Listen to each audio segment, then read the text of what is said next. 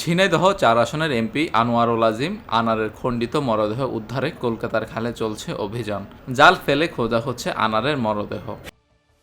শনিবার দুপুরের পর থেকে তৃতীয় দিনের মতো কৃষ্ণমাটির বাগজোলা খালে উদ্ধার অভিযান শুরু হয়। সিআইডির একটি দলের প্রত্যক্ষ নির্দেশনায় দুর্যোগ ব্যবস্থাপনা অধিদপ্তরের চৌকস দল এবং স্থানীয় জেলে ও মানুষের সহযোগিতায় উদ্ধার অভিযান চলছে।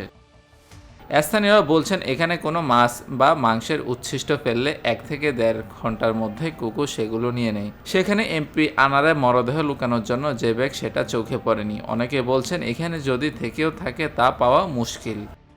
গোয়েন্দারা বলছেন, ৩ দিন ধরে যে তল্লাশি অভিযান চালানো হয়েছে তাতে সন্দেহভাজন কোনো কিছু পাওয়া যায়নি।